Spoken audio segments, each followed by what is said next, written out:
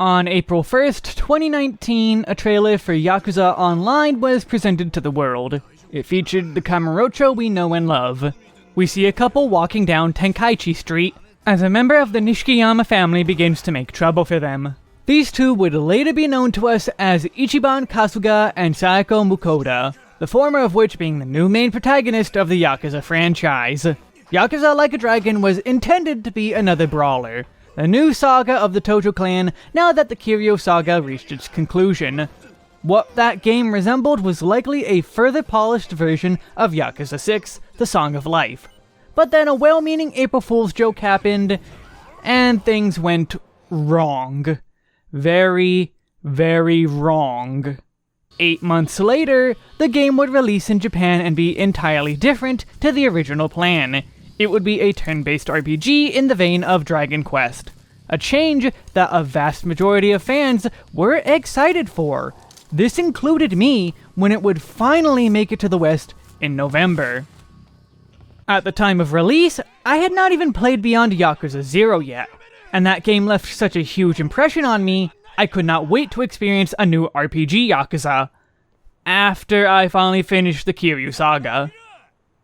This would not happen until June 4th, 2021, where I finally finished the main campaign of Yakuza 6. This battles for second place in my top 5 games beaten in 2021, along with Yakuza Kiwami 2. I would take another month off before touching Yakuza 7, a cooldown period to prepare me for the genre shift, character shift, and everything else.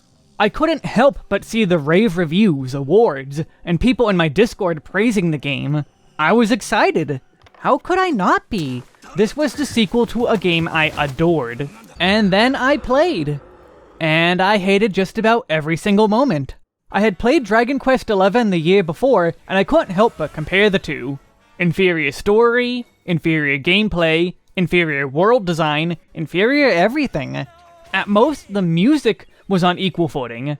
How could this be happening? How could the game so absolutely fail expectations so hard? After how much I loved the finale to the Kiryu saga, after being so excited for the new RPG direction, how could this become my least favorite game I have ever played? I don't just consider this a game I don't like. I consider this a holistically bad game. And it leaves me so many questions. How did the game end up like this? There's no way it was all caused by the genre shift, could it? My issues with the game involve the world design, the story, and how could I be disagreeing with such an overwhelming love of the game? With my videos praising even Yakuza 3, 4, and 5, the rough ones, I wanted to just get this off my chest. I want to get it off my chest, get it off my mind, and move on to the eventual Yakuza 6 video. I don't want to think about Yakuza 7 ever again, and pretend it doesn't exist. So, let's get through this therapy session, shall we? Oh, and by the way, spoilers for this and Yakuza 6. I'm not giving any specific warning because I'll be jumping around a bunch. Go play Yakuza 6 first, if you haven't. That one is actually good. The biggest reason I consider that April Fool's joke a mistake is due to the gameplay being more half-baked, half-finished than an RPG without RPG elements, so Fallout 3. And then there's so many different elements to this, I just can't understand why people haven't been harder on this game. Let's start with the basics. It's a turn-based RPG. You pick your actions from a list, you choose a target, your character performs the action, and the next turn is taken. This is where the depth of the combat should have ended. This would have objectively improved the game, because the things they added actively detract from the rest of it. Let's look back at the tutorial section. The game actively encourages you to knock down enemies and go in for bonus crit damage with follow-up attacks. This mechanic either doesn't work right, or is outright a mistake to go for half the time.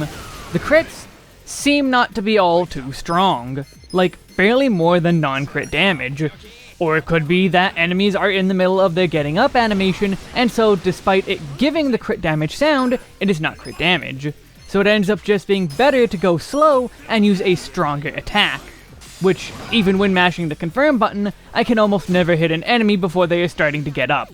So am I getting the crit after just mashing because the enemies all get up instantly, or are all the crits just that weak?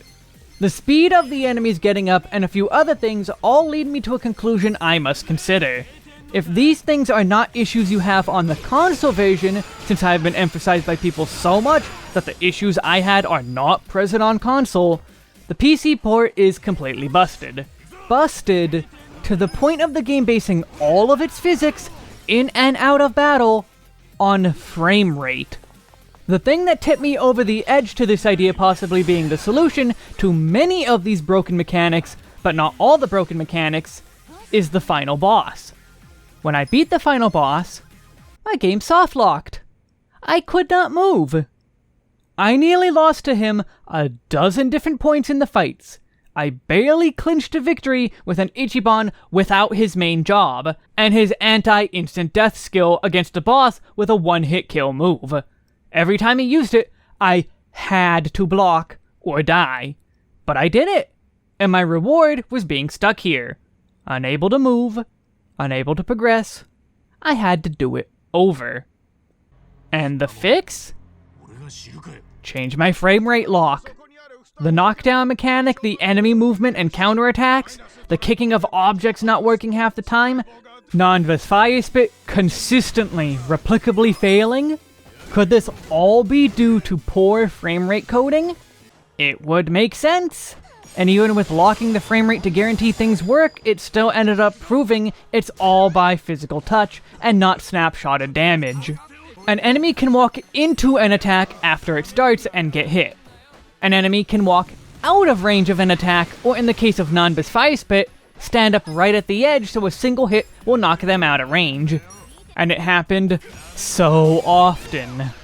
If that's intended design, it's bad. If it's physics breaking because of having too good a PC, it's bad. There is no justification in my eyes. There's also no justification with targeting in my eyes. There is an enemy list in the top right of the screen, so you would assume that hitting up and down would change your target based on this list. It doesn't go down the list. It will just randomly choose based on their positioning, I guess? If you have a list, make the list work. Why is it this much of a fight just to pick a target out of a menu? Here's another broken function, the threat level. This thing should not exist. Sotenbori is proof. Sotenbori, when you arrive and forever, is a threat level of 8. What does a threat level of 8, a red threat level at that, mean? Level 40 enemies, roughly. Omi Alliance HQ, meanwhile, is a threat level of 4. Oh, okay, makes sense for a story area to be relatively easier. The boss fight against Majima and Seijima? Level 50. What?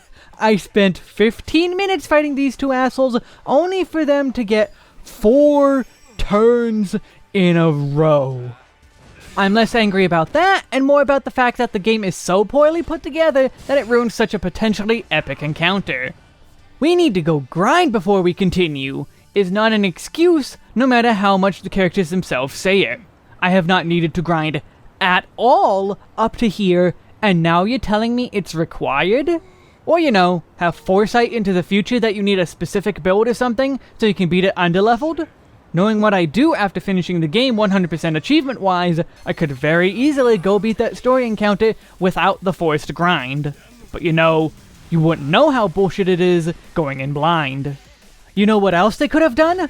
Have a recommended level for dungeons. Something they literally do in the beginning of the game. The warehouse event has a recommended level warning before going in, and takes far less time than the Omiya HQ events. Especially when dealing with the boss alone was 15 minutes for me. I probably completed the entire hard part of the warehouse bit in that time. So why not say recommended level 50 for the Omi HQ? No, just get a hand-wavy go grind that likely doesn't convince any long-time RPG fan. Speaking of bullshit grinds, the true final Millennium Tower, which is one of the points I had the most fun with. I actually beat it in one go. Took me nearly 90 minutes and was extremely scary because BS game and no checkpoints, but I actually had fun. Till you know, Nanba's fire attack glitched for the 50th time. Ironic that a clone of Kiryu is the true final boss. But to even stand a chance at it, you basically need to max out a job for everyone to 99, which takes hours and hours of grinding to do. Not even 2 jobs to 99, let alone 3 or more I often saw recommended for safety. If the grind was fun, sure, but spamming Jungi's Rapid Blast on hobos gets old after the 3rd go.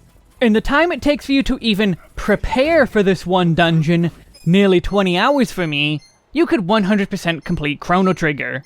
That's also not even mentioning the money and material grind also required. The equipment you want to have available for this damn place is probably more than a billion yen investment, plus materials that you also have to grind for. But those material grinds don't really give much money, so it's a separate grind, making it take longer. And the best way to get money? The terrible management game. There's hit and miss minigames in this series. I really enjoy Hobo Kart. I like Dragon Kart. I absolutely despise the management game. Game with like 500 air quotes because fuck this minigame. This specific minigame is the point in the game where I threw my hands up and said, I hate this game so much. I am starting to record my footage now so I never have to beat this awful game again. That's how genuinely awful it was. What you are now watching is the very first piece of footage of Yakuza 7 I recorded because I was in so foul a mood. The tutorial of the Pokemon part of the minigame is so terrible too. It tells you too much while also not telling you nearly enough. What the hell even is this? Is this saying green beats blue or is beaten by blue? This isn't a stylized way to do an arrow to me. It's the game saying to beat green, you use blue. But no, it's just normal Pokemon flow. It doesn't properly mention that the color of the shareholder does not mean the anger bubble you have to break through will be that color. Breaking the guard and doing damage to them can be 2 different colors. You could actually need to use a blue team member to break a green shareholder's red guard. This further added to my confusion because of how often I'd see a blue beat a green shareholder's guard. It's because of this separation. And this is the essentially best way to grind because it's extremely simple and easy, allowing you to do something enjoyable on the side. Watch some videos or that anime you've been meaning to watch. Which, go watch Mob Psycho 100. Final season comes in October. Maybe play another game even. Listen to some calming music.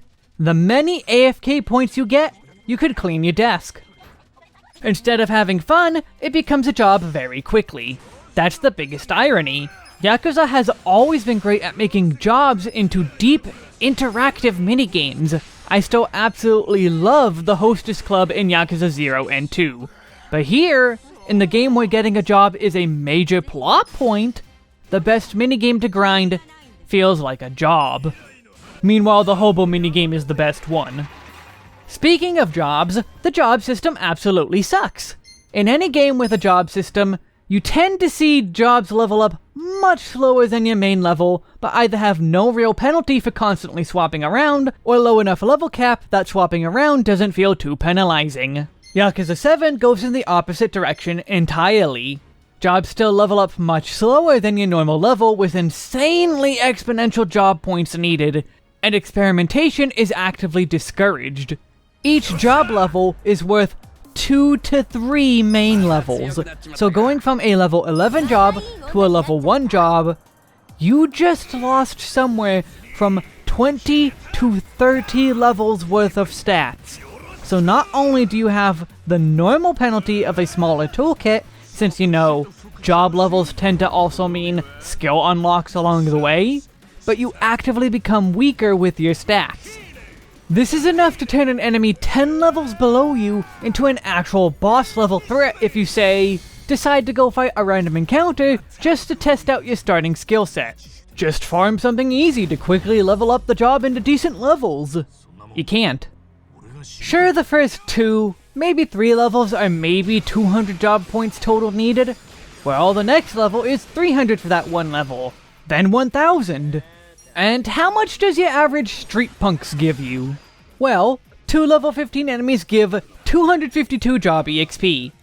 You need about 2000 to level up from rank 6 to 7.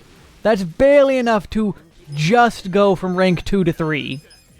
So again, if you're trying to catch up on ranks from swapping jobs, you will always be behind unless you outright go grind it out. And it only gets worse. Wanna know what's even worse? Let's head back to Sortenbori. A level 39, the Death Knuckle, is worth 9,000 job EXP. At level 39, to hit 40 is a little over 100,000 EXP. To hit rank 22 as a job, which the cap the game came with is 30, is about 276,000 job EXP. I would need to fight about 31 of that specific enemy just to level up. And I'm pretty sure not every enemy is worth nearly that much EXP, so you will need tons of grinding just to catch back up. So, I either halt all progress to grind up another job to a satisfactory level, or just ignore experimentation. The game lasted me a good 100 hours without experimenting. How much time would have been added had I did that experimenting? How much grinding would have been needed just to make my new job comparable? Probably enough so that the mandatory grind would have been optional. I only wish EXP charts existed so I could really show you how awful it is. Though speaking of that grind again, the game over I got when Seijima did Ichiban's entire health bar on his own, and all game overs. Why the fuck is it timed? I'm not playing in an arcade. This is not Street Fighter. This is an RPG where my tactical ability, or patience in the case of the grinding, is being tested. Why do I only have a 10 count to decide if I want to retry, or reload, or just quit? This countdown is antithetical to the entire genre. I want to actually think and consider if I have a strategy available to win and if it was worth trying. Don't do this. This is awful. This part still genuinely angers me. Like, I almost was having fun with the unfair challenge. SMT games are a good time to me, so a hard fight isn't unwelcome, even if the game didn't properly frame the actual coming difficulty. But instead of just being allowed to think about my decision, I was rushed. I would probably entirely forgive this absolute asspull of a decision if I was allowed to retry or quit on my own terms. Hell, why is it a game over when Ichiban gets knocked out anyway? Zhao and Jungi could deal with the entire plot as a duo, no problem. Who the hell needs Ichiban to be awake? Just, what is the point of it? In Dragon Quest, you're the chosen one, but your party isn't idiots, so they could raise you. In Persona, you're the fool, so being needed makes sense. But again, your team aren't total morons. Usually. SMT, it makes sense because you're dealing with demons. In Yakuza, you're one fucking loser who has a dream of being a hero. I could go on, but I'm going to end this section on my own terms too. Let's move on to how they ruin the story and characters, along with literal plot holes. Ichiban is the opposite of Kiryu in every way, and not in a good way. He's actually similar in a few ways though. An orphan, rash, not the brightest, and loyal to a fault. But then Ichiban has to go and ruin it all. Ichiban is portrayed as a loud, outright moron. The few times he has an actual intelligent thought in his head can be counted on the one hand. All the other ideas are him being an idiot or completely rash. Where Kiryu could let his emotions overcome him, Ichiban runs only off of his emotion and ends up causing more trouble than anything. No matter how many times he's told to stop, he keeps going. He all but never is punished for his rash behavior, and is often justified in it. Some of his actions do lead to the absolute ruining of everything, but the main weight of that isn't his. Oh, and apparently he's too deaf to hear a single word about how the great Arakawa betrayed the Tojo clan, but was able to learn what thirsty means while in prison. Events that I'm sure all of Japan would know happened did not make their way to him, but thirsty did. And as far as I can tell, thirsty only came around as the term it is today while Ichiban was in jail. so his loyalty ends pretty quickly, I guess. Nanba is the biggest villain in the franchise, and I hate him. He single-handedly caused the most death, the most pain, the most problems in one action. Him going to Bleach Japan destroyed the Great Wall of Muscle, let the Omi Alliance invade, put the hundreds if not thousands of Korean citizens in Geomejo in mortal peril, not to mention all other citizens being put in danger from the invasion, and basically put the entire rest of the plot into motion. He is a fucking asshole. The only reason I continue to use him is that, sadly, he feels like one of the best party members. I would have completely ignored him out of spite for the rest of the game. Permanently delete him from the party, from the game. Kiryu has met and dealt with a lot of fucked up shit. None of that, perpetrated by the actual villains of his games, comes close to what Nanba himself ends up causing. Adachi is a great party member. I like him, and he probably has the best and well-written backstory of them all. Too bad the main story doesn't cover it nearly as much as it should. Hell, that's how all the backstories are. They're all stuck in the survive bar. Dealing with the kid whose life he ruined and was trying to support an atonement was interesting and more enjoyable than most story things, and it stuck as a side story. Sayako felt like the least important party member. She has the most to do with the main plot for quite a good stretch, but also feels like the most underutilized character. Makes sense since she was probably just originally a love interest, so I don't have much more I can say on her. I've forgotten the rest that isn't her survive talks. Eri is literally a side party member who isn't anything. Zhao is probably my favorite party member. I thought I was going to hate him when he shows up in the story, but he quickly grew on me. Jungi-han has no reason to be here except to bait in Kiryu Saga fans. They very, very easily could have written Song-hee as another party member, and even originally might have. Once again, his survive stuff is interesting, but also just makes me feel twangs of, let's take the old stuff and just shit all over it. Jungi-han is probably the most morally complex character in the entire series, and I'm talking about Yakuza 6 Jungi-han. Dude goes and kidnaps a baby to further his own gains, but he's also a man of his word. When he loses to Kiryu in battle, he actively yells at his underlings to let go of Yuto as he is taken hostage. He has so little screen time, and yet when he is, he chews the scene with his presence. He's such a compelling villain. And now, lol, look, he's back, but also he's just a body double, whoops, lol. He still absolutely chews the scene because it's Jungi-han, but it's not him, and feels so underutilized to what he could have been. Again, he seems like he doesn't fit here. Song-hee was the intended party member. Kiryu...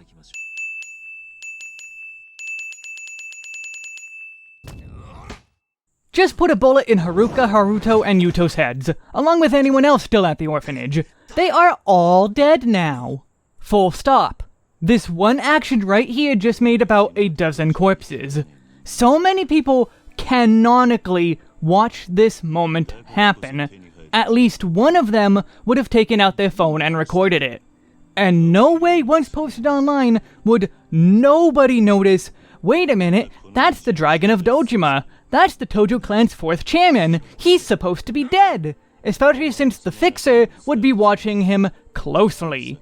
All that work he put in to protect Haruka, all the effort to raise her, 6 games of struggling along with Kiryu, and now she's fucking dead. This is so out of character, so absolutely fucking bonkers that this event happens. What were they thinking having this scene? From Yakuza 3 onwards, his life basically revolves around Haruka. If Yakuza 8 isn't outright dealing with the fallout of Kiryu's fuck-up, I genuinely do not know. This one scene ruins the entirety of the Kiryu saga, the entire point of the ending to Song of Life, and it is absolutely infuriating. Even writing this is making me inconceivably angry. And then Kiryu serves to make Ichiban seem like even more of a chump with this RPG setup. Kiryu is way past his prime, has a good number of years on Ichiban, Ichiban is canonically so strong, he does turn-based combat to give his enemies a chance to get a good shot in. And when he goes in and clocks Kiryu, he completely no-sells it. So damn strong, and he still pales next to Kiryu. Hell, your team still loses the fight 6-on-1. The Arakawas, I have no complaints about them. Honestly, they are, again, really good characters. They had to put all their story in the actual story, so there was no room to ruin them. The big plot twists involving them were actually expertly executed. They're exemplary of the kind of writing I love this series for. The rest of the character issues I have, it's more of an issue of story. Let's talk Daigo and Watase. How? There's always been some inconsistencies with some of the smaller elements of the world building, like Tojo clan members' numbers, but after Yakuza 6, they completely lose the plot. In Judgment, the Tojo clan is still around. Judgment takes place after the Tojo clan are forced out. Yakuza 6 events lead to the Tojo being open to what could be the strongest it's ever been under Daigo's leadership, with an attempt to join forces with the Yomei Alliance. I guess we can assume that fell through? Somehow, somewhere in all of this, the Kamuro 3K plan is enough to weaken the Tojo for an Omi takeover, to then have the Omi be weakened by it. There is basically no lead up to this. Is the 3K plan alone that effective to take down the two biggest Yakuza clans? There was no setup in the Kiryu saga for this, especially Yakuza 5's ending showing a pretty strong Yakuza or strong vibe. I guess we can assume it all happened in the background, since Kiryu was a bit busy with more important things. Anything to set it up. Though maybe they didn't expect there to be a new saga before the sudden explosion of the series. I guess I can give some slack there? But when so many times Kiryu tells others that the Tojo must survive, puts so much in to make sure they survive, it's the only proof guys like him existed, always loyal even to the end. So much so, he shows up again to help with the disbandment of both clans. But hey, I'm sure Yuto can fend off the entirety of the Japanese shadow government, since protecting the end of the Tojo is more important than the future of Haruto. You know, the message that game seems to end on. The other big issue is how Watase is able to disband the Omi? He's not the chairman. Sure, he's acting chairman, but does that really give him the power to disband the entire thing? Infighting or not, that doesn't make sense to me. Is that really how the Yakuza work? Is that based on an actual Yakuza clan in real life? The real chairman is terminal, but he's still alive. Dude isn't even chairman and is able to just end the organization the day after being released from prison. For all the insane stuff in this series, this one just makes no sense to me. But by now, you can tell that my suspension of belief died long before this moment, with how much I was hating my time. It took long enough to actually get into interesting stuff that when it finally happened, I was too frustrated to care. An entire section of the story, a long section, is just a revenge scheme for the Soapland owner. It's an entire arc on its own, lasts so long, and only justifies itself 50 hours later while still not apologizing for taking so long. Honestly, I'm just burned out after going through Kiryu's inclusion. I don't want to remember the characters and story anymore. I want to move on to the terrible world design and finish the video. Yokohama is absolutely terrible with the worst enemy spawns. Kamurocho is a genius creation of world design of making a large open world that's actually extremely small. There's 1 or 2 spots that you can get stuck against random spawns and need to fight something, but usually, there's an alleyway you can take to go the long way that avoids all random spawns in the way. You have options since every major road has a dozen different exit points. Yokohama's smallest roads all end up being larger than Kamurocho's biggest, while maybe having 1 exit point halfway. Said exit point will either be exactly where an enemy spawn is placed, or the exit points will have an enemy spawn on the other end. It's an illusion of choice. Quickly bust through or take a longer path has become bust through or take a longer path you have to bust through. The absolute worst example is the Lumong's turf. There is always, and I mean always, a group of enemies there. If you want to get through that street, you have combat. They put an entire minigame right there, shops and a side quest, all on top of it being an important story location. Most visits to here will lead to an unavoidable combat scenario because there are no other pathways. If you come into the Liumang turf from the north, the enemies will now be walking in that direction, and be in the way by the time you get to the small entry point you wanted. You'd think Ichinjo is smaller than Kamurocho because of this, but no. Compare how long it takes you to cross the full length of Nakamichi to any road in Yokohama.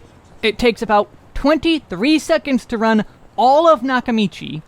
For Ichinjo's Central Street, it takes over 30 seconds and isn't including the battle I had to fight just to clear the road. You can fit 2.5 whole Kamurochos into Ichinjo. A map that feels huge for being so small, alive, and extremely fun to explore has been replaced with an actually huge, empty-feeling, terrible city. Enemies on the overworld are more worthless than ever, so I just want to get out of here. Areas aren't even properly sectioned off. You can easily walk 5 feet and cross from a level 15 area into a level 30 area. And you can't tell that because the threat meter is arbitrary on top of being just an outright lie half the time. A level 50 boss that is harder than any other boss in the game is not a threat level of 4, below that of the level 40 enemies in the overworld being an 8. Much more dangerous areas can be closer to you than your goal. It actively discourages exploration when sometimes it would be extremely useful. You risk a very easy game over by coming across an enemy way higher level than you. Something that happened to me more than once. I either managed to barely beat this super easy enemy turned boss, or had the bunk running away mechanics work in my favor. The worst part of it to me is that fast travel is just entirely locked until you talk to each individual taxi. I don't recall the game ever saying I needed to talk to a taxi to unlock that fast travel spot. In most games, you would think you only need to find the spot, or the game would make it very clear you need to interact with it in some way. Fine, they want you to explore on foot around enemies you have no idea how dangerous they are at first. But I had absolutely no clue at all that I needed to use every taxi I passed just to make it an option.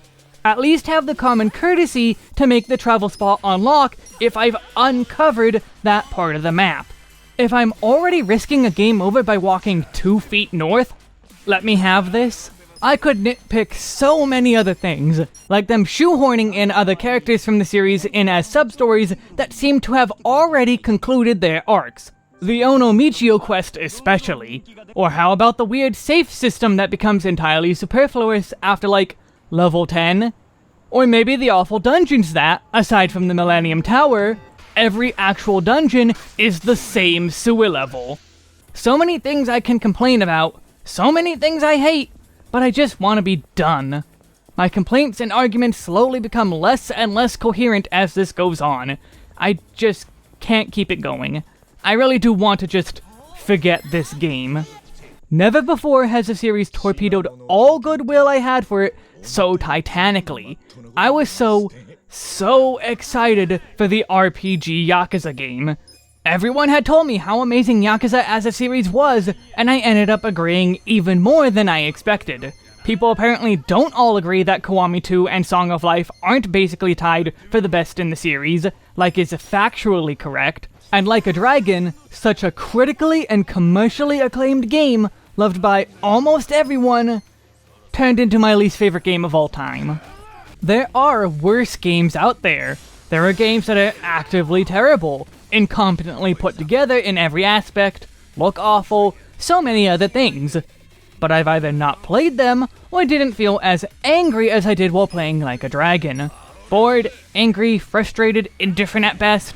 Most games I dislike make me feel only one of these. Like a Dragon made me feel all of them within a single playthrough.